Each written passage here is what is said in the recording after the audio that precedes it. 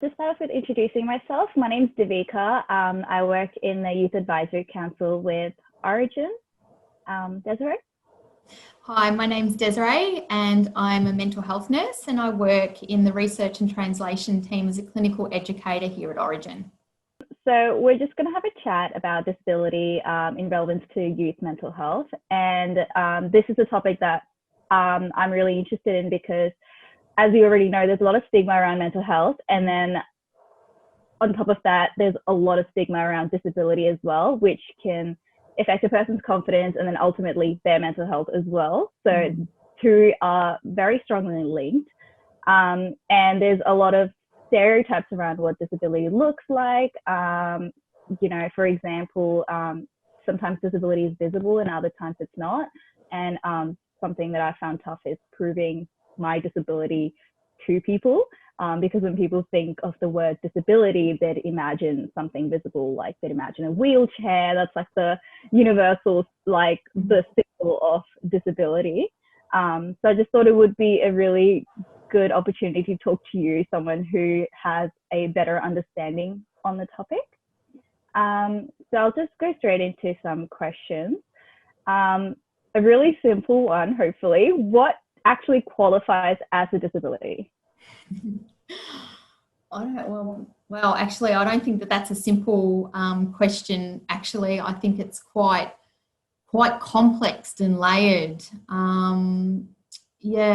So there are so many variables and subjective experiences that contribute to that complexity.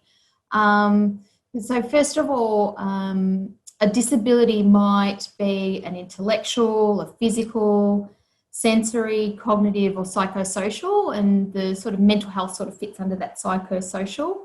And a disability could be a combination of some of those, all of those, and all of that contributes to, qualifying as a disability to be really complex. There are sort of different definitions of disability.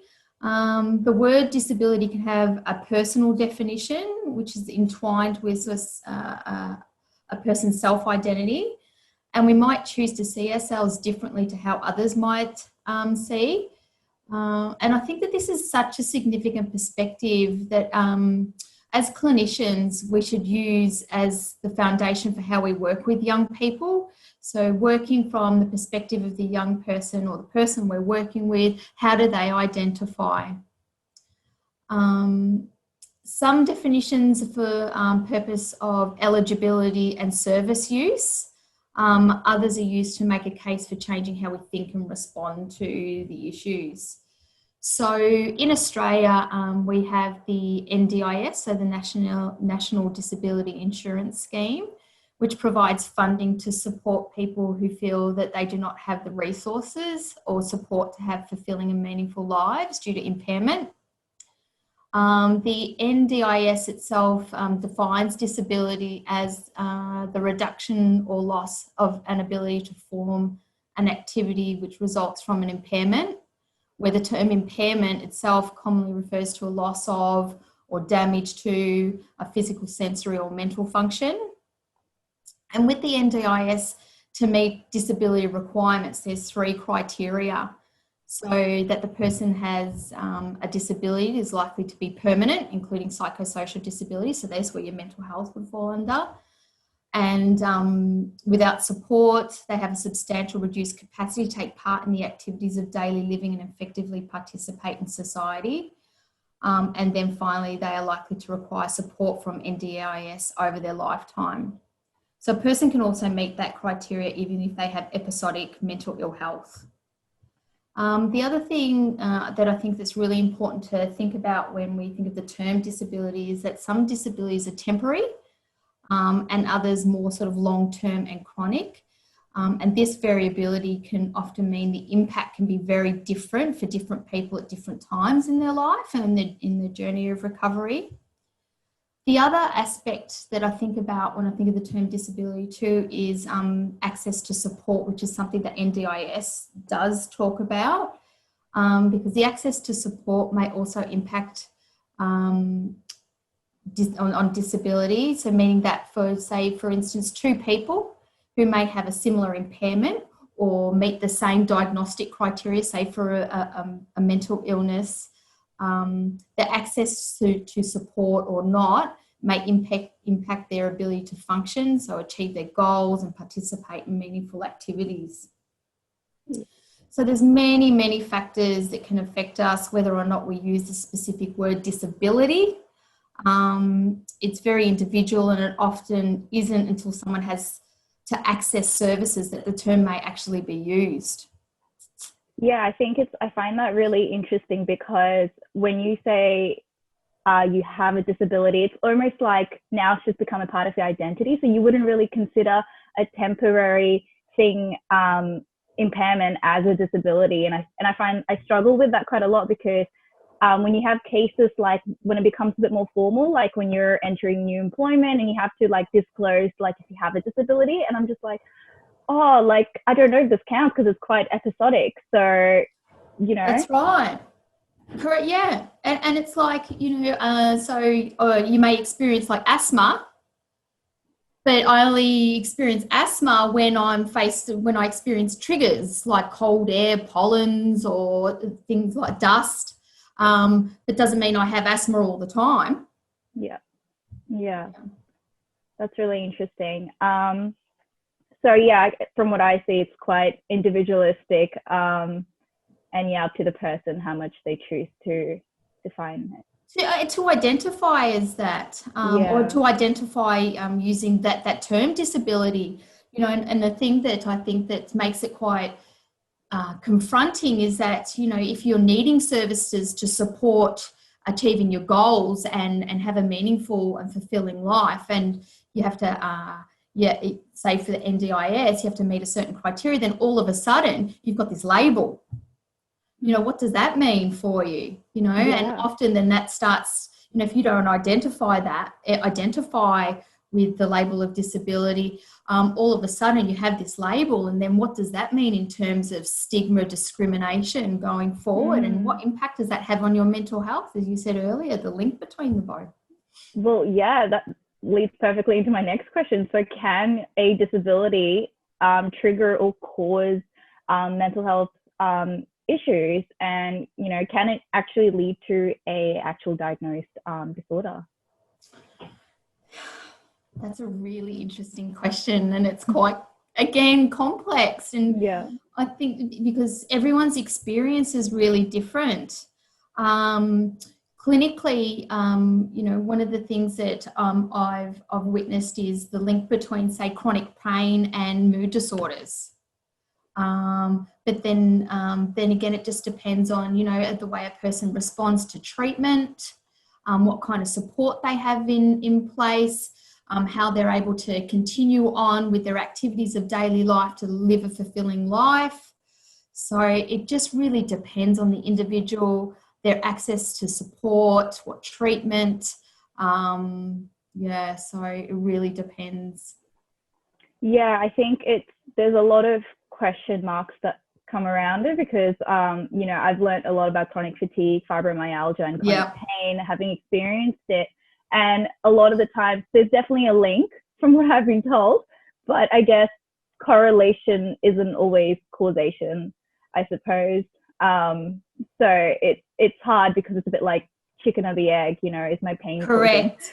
So I suppose there's more research to be done on that. Now moving on to, I think, my favorite question: what can we do to battle ableism in mental health community? I think specifically in terms of treatment and things like that. I think when someone's in the start of their mental health journey, there's a lot of things people recommend and doctors recommend, like get more exercise and things like that. But, you know, a physical disability can get in the way of that. Yeah. And I love this question, because as a clinician, I feel that I feel quite empowered to be part of to address this, because there's so many things that we can do, and we can do as not only as clinicians, but as a community of people working towards something, and also on a larger scale service. But you know, to address that, it's multi-pronged. there's lots, there's lots and lots of things that we can do. But I think at the core of all of that is the ability or having the space to listen to the lived experience. So listen to the lived experience and value the expertise of those with the lived experience. And by demonstrating that by responding in action, advocacy and inclusiveness, not just by the use of words and tokenism. So really taking on that lived experience, making that the centre of everything, and from that, all your interventions and strategies take off.